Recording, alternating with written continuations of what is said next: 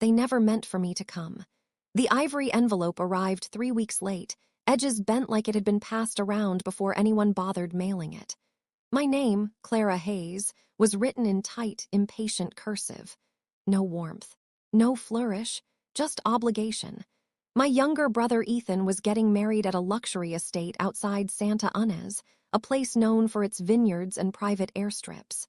Everyone said it was breathtaking. Everyone except me. I almost didn't go, but my grandfather insisted. Arthur Hayes was 91 and stubborn in a way that embarrassed my parents but steadied me. He'd raised me more than they ever did, slipping me lunch money when Mom said we couldn't afford it, teaching me how to listen before speaking, how to notice who stays when things get uncomfortable. They don't get to erase you, he told me over the phone. And they certainly don't get to erase me. So we went together. The estate shimmered under the afternoon sun, white stone arches, imported olive trees, linen-draped tables set like a magazine spread. Guests floated by in tailored suits and silk dresses, laughter light and practiced. Not one of them looked our way. I felt it immediately, that familiar pressure, like I'd stepped somewhere I didn't have permission to breathe. My dress was simple. Navy blue, borrowed shoes. Grandpa wore an old charcoal suit, freshly pressed but clearly worn thin with time. He leaned heavier on his cane than usual, though his eyes were sharp, observant. We checked in at the welcome table. The woman behind it smiled tightly, scanning her list twice before pointing. "Family seating is over there." She gestured, not toward the terrace, not toward the ceremony, but toward the service path behind the catering tent. I didn't understand at first. Then I saw the chairs. 2 plastic folding seats, uneven, placed beside stacked crates and trash bins, half hidden behind a hedge like an afterthought someone hoped wouldn't complain. My stomach dropped. Grandpa followed my gaze. He didn't say a word, just nodded once and began walking toward them. That's when my mother appeared. She didn't look surprised, just annoyed. "This is for the best," she said quietly, adjusting her bracelet. "You'll both attract less attention." I opened my mouth to argue. Her hand moved faster than my thoughts. The sound, sharp and final, cut through the music. And as guests turned to stare, my mother leaned in and whispered something that made my blood run cold. "Sit down or leave. Choose carefully." I didn't yet know that this moment, this single slap, was the last time my family would ever feel in control. Because 20 minutes later, the sky itself began to tremble, and the estate learned exactly who my grandfather really was. I didn't sit. I couldn't. My face burned where my mother's hand had struck me, but the heat in my chest was worse. Hot, choking, alive. Around us, conversations tried to restart, voices lowered, curiosity wrapped in politeness. No one intervened. No one ever did. Grandpa Arthur eased himself into one of the folding chairs. It creaked under his weight, thin plastic protesting softly. He rested both hands on his cane, shoulders rounded, gaze fixed ahead like he was somewhere else entirely. That broke me. I crouched in front of him. "We can leave," I whispered. "We don't have to stay." He looked down at me, eyes clear, steady, not angry, not embarrassed. "No," he said gently. "They've spent years pretending I'm already gone. I won't make it easier for them." Behind us, laughter swelled again. A toast clinked. My brother's voice carried, easy, confident, like nothing ugly had just happened. The vineyard sparkled, cruel in its perfection. A waiter passed with a tray of champagne and didn't even slow.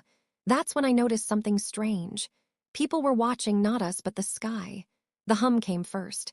Low, distant, like thunder rolling the wrong direction. I stood slowly, turning toward the far edge of the property where the private road curved behind the vines. The sound grew louder, steadier. Guests shaded their eyes. Someone murmured, "Is that?" A sleek black car emerged between the rows of olive trees. Then another, then another. They moved with intention, gravel crunching in unison, not rushed, not lost. The lead vehicle stopped just short of the main terrace. Everything stalled. Music faded. Glasses lowered. Conversations died mid-sentence. A man in a dark suit stepped out first, scanning the area with a professional stillness that didn't belong at a wedding. Then another. Finally, the rear door opened. I felt Grandpa rise beside me before I even turned. He straightened, not fully, but enough. His hands no longer trembled. He adjusted his jacket, smoothing the worn fabric with quiet precision. The man who stepped forward was not the one my family had dismissed. The suit he wore now fit him like it had been waiting its whole life. His posture shifted. His presence filled the space without effort. When he removed his sunglasses, his eyes were sharp, alert, unmistakably in command. Gasps rippled across the terrace. My mother went pale. My father froze. My brother stopped smiling. Grandpa didn't look at them. He looked at me. "Well," he said calmly, offering his arm, "shall we rejoin the party properly this time?" My heart pounded as I slipped my hand through his arm. Because in that moment, I understood something terrifying and wonderful. They hadn't humiliated a weak old man. They had just insulted the owner of everything beneath their feet. And as we stepped onto the terrace together, my grandfather prepared to tell the truth they'd buried for decades, starting with who actually owned this vineyard. We didn't rush. That was the first thing everyone noticed. Grandpa Arthur and I crossed the terrace slowly. Deliberately, our footsteps measured against the stone like punctuation marks at the end of a long lie. Conversations didn't just fade, they collapsed. Glasses hovered midair. Someone's phone slipped from their hand and hit the ground with a dull clatter no one laughed at. My mother stood frozen near the sweetheart table, her mouth slightly open, her confidence leaking away second by second. My father's fingers worried at his cufflinks, a nervous habit he hadn't broken since I was a child. Ethan, my brother, looked like he was trying to decide whether to smile or run. Grandpa stopped near the edge of the raised platform where the officiant stood clutching his booklet like a life raft. "May I?" Grandpa asked, his voice calm, polite. The officiant nodded instantly and handed him the microphone without a word. That alone said everything. Grandpa didn't tap it, didn't clear his throat. He simply looked out over the crowd, business partners, investors, family friends, people who suddenly realized this wedding was not what they thought it was. "I hadn't planned on speaking today," he began. "Weddings should be about beginnings, not reckonings." A few nervous chuckles rippled and died quickly. "But I was seated beside trash bins," he continued evenly, "so I suppose honesty was already invited." A sharp intake of breath swept the terrace. My mother finally found her voice. "Arthur, please," she said, stepping forward. "You're confused, you're tired, let's not." He lifted one finger. She stopped. "I may be old," he said, not raising his voice, "but I am not confused. And I am certainly not tired of being treated like an inconvenience." He turned slightly, gesturing to me without touching my arm. "This young woman was struck for asking why her grandfather was hidden away. That is not a misunderstanding. That is a choice." Whispers broke out. Faces shifted. Someone muttered, "Did he say struck?" Ethan stared at the floor. Grandpa's gaze swept the crowd again. "Many of you were told this estate was leased for today, that my family generously secured the venue through connections." He paused. "That was not true." My father took a half step forward. "Arthur, let's talk about this privately." Grandpa smiled, not kindly. "You've had 20 years of privacy, Richard. Look where it's gotten us." He reached into his jacket and removed a slim leather folder. "This property," he said, holding it up, "has never left my name. Not the land, not the vineyards, not the production rights." The silence that followed was so deep it felt physical.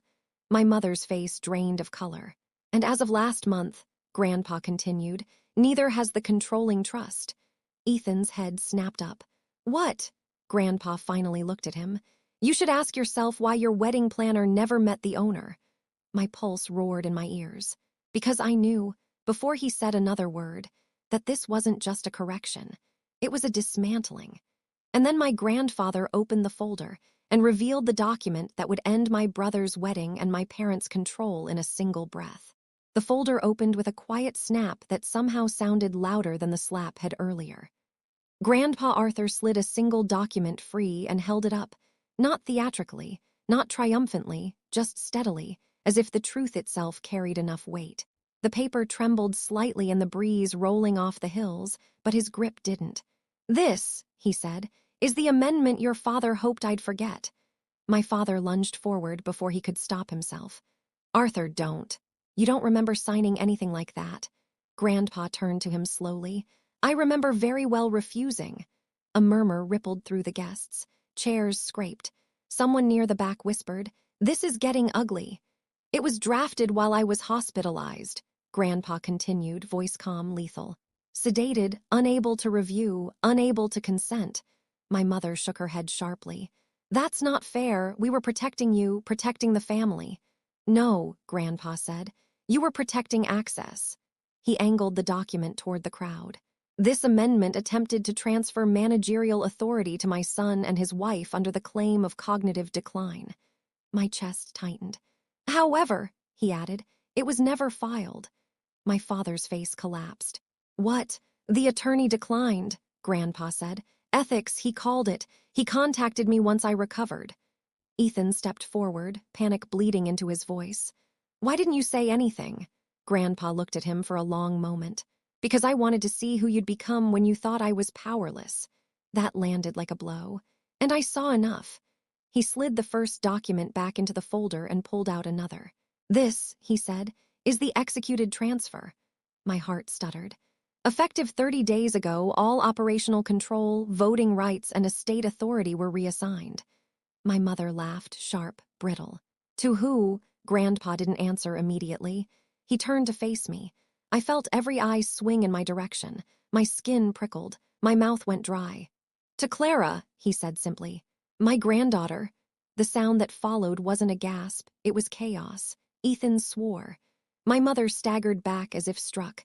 My father opened his mouth and closed it again, no sound coming out. "That's impossible," my mother said finally. "She doesn't know anything." "I know how to listen," I said quietly, surprising myself with how steady my voice sounded. "And I know how to stay." Grandpa nodded once. "That's why," he said. A guest near the aisle stood abruptly. "So, who's hosting this wedding?" No one answered. The officiant slowly closed his book. Ethan's fiancée stared at him like she was seeing a stranger. "You told me this place was yours." Ethan said nothing. Grandpa handed the folder to a man in a dark suit who stepped forward from the edge of the terrace. "My legal counsel," Grandpa said. "He'll remain on site." Then Grandpa looked at the crowd one last time. "I think we're done pretending," he said. And I realized, with a sharp, electric certainty, that the wedding wasn't the only thing about to collapse. Because just as the guests began to scatter, someone rushed forward with proof that my brother hadn't only lied, he'd committed a crime. The first scream wasn't loud. It was sharp, raw, and it came from Ethan's fiancée. "No," she whispered, backing away from him as if he'd suddenly grown teeth. "Tell me this isn't real." Ethan's mouth opened, closed. He looked at my parents like a child searching for permission to lie. That's when a man stepped out from the edge of the terrace. He didn't belong to the wedding crowd. No tailored suit. No champagne glass. He wore dark jeans, a wrinkled button-down, and the expression of someone who had rehearsed this moment 1,000 times and still feared it. "Mr. Hayes," he said, voice tight but steady. "You didn't think I'd stay quiet forever." A ripple of recognition moved through a few guests. Someone whispered his name. Former operations manager. He walked straight toward Grandpa's attorney and handed him a flash drive. "I tried going through internal channels," the man said, louder now. "But they were all blocked, so I waited until today." Ethan snapped. "You're trespassing." The attorney didn't even look at him. The flash drive was plugged into the projection system meant for wedding photos. The screen flickered. Then security footage filled the white canvas behind the altar. A cellar. Stainless steel tanks. A timestamp glowing in the corner. Gasps rolled through the crowd. The footage showed Ethan, alone moving between vats late at night. He looked over his shoulder, pulled a container from his jacket, and poured its contents into a fermentation tank. My stomach dropped. "That batch," the man said hoarsely, "was reserved for private allocation. Pre-sold, millions in futures." Ethan lunged forward. "That's edited." "No," the man replied. "That's sabotage." The video froze on Ethan's face, pale and unmistakable. Silence crushed the air.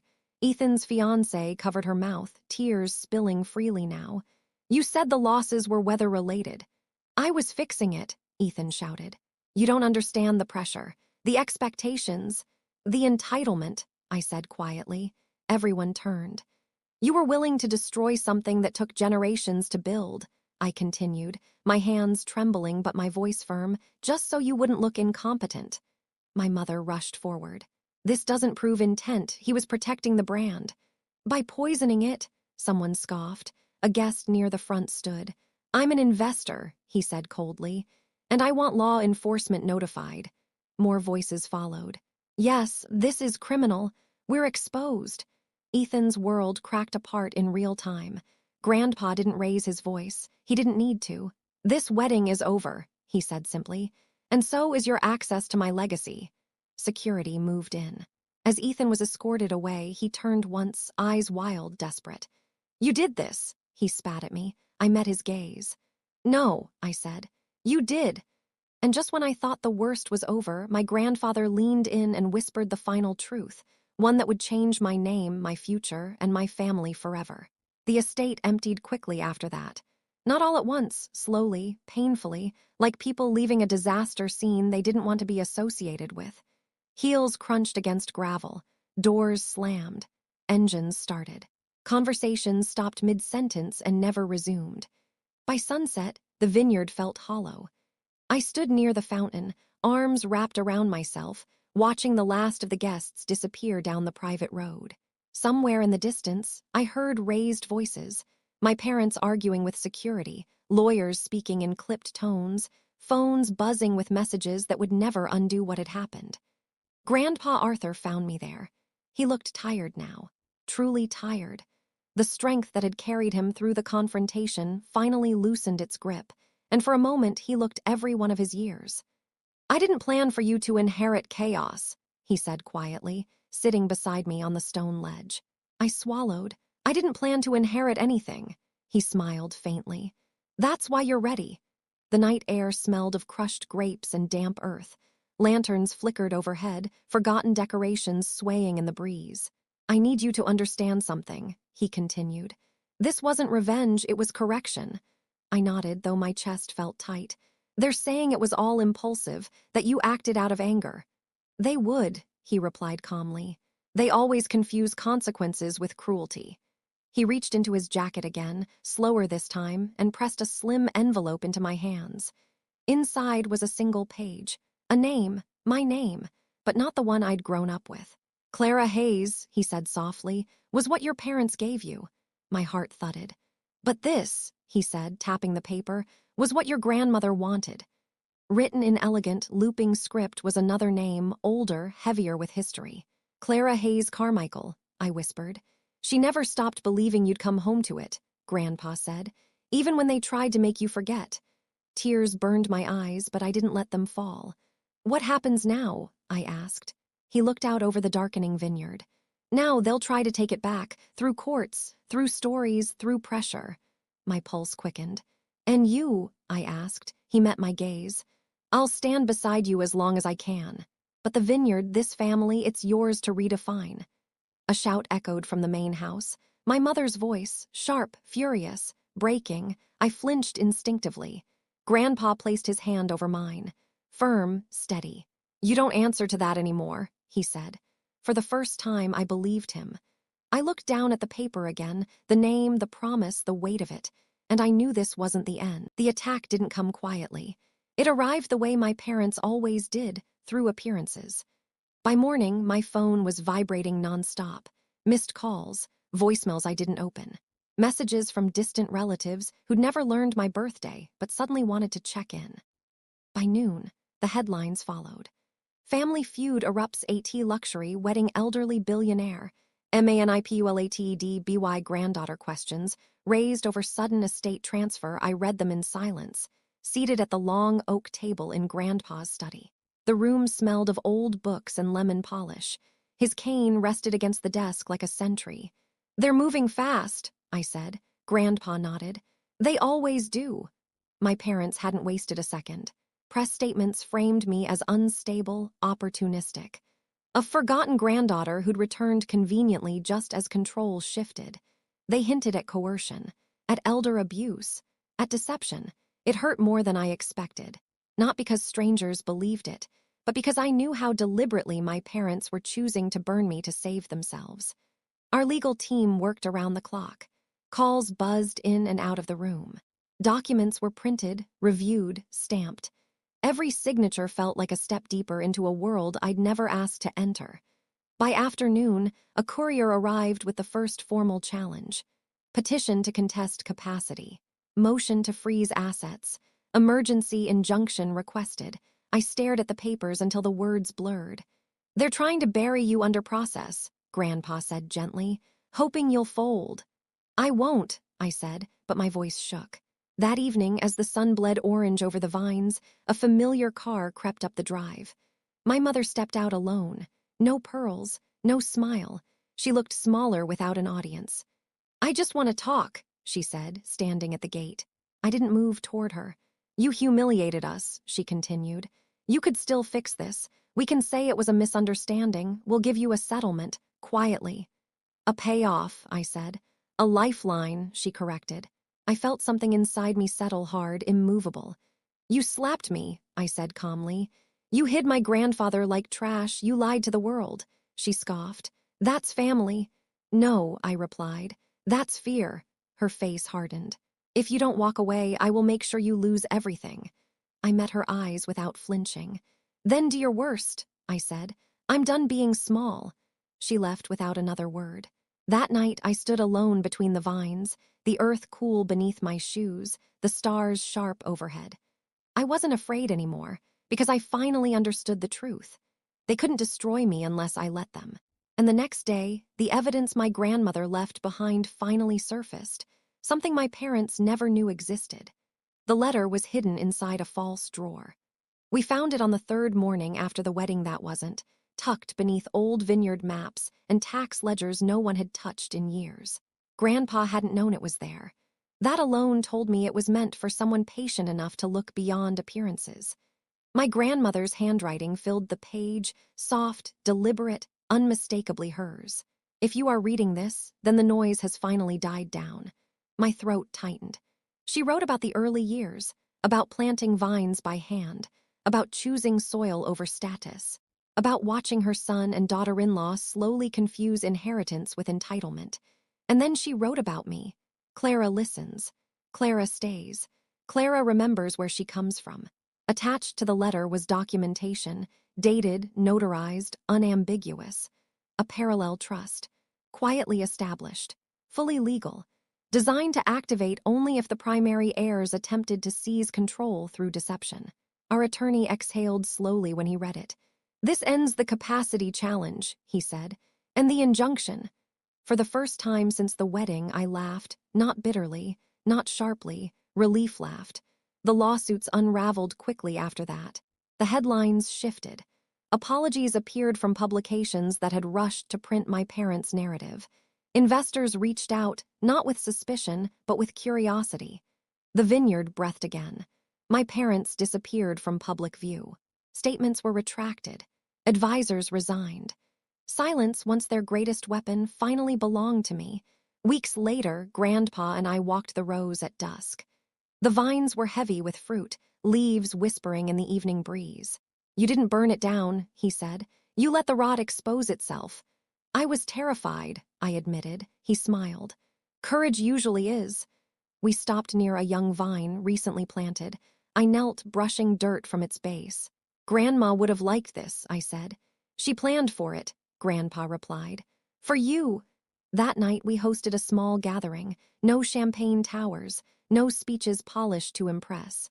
Just long tables, shared food, laughter that didn't echo hollowly. I stood to speak once, only once. "This land doesn't belong to a name," I said. "It belongs to care. If you're here, it's because you chose to protect something larger than yourself." Glasses clinked. Smiles met mine without calculation. Later, alone, I folded my grandmother's letter and placed it back in the drawer, not hidden, just waiting. Some stories end with victory. Mine ended with something better, belonging. And every time the vines grow back stronger after a harsh season, I remember, being cast aside didn't end me. It named me.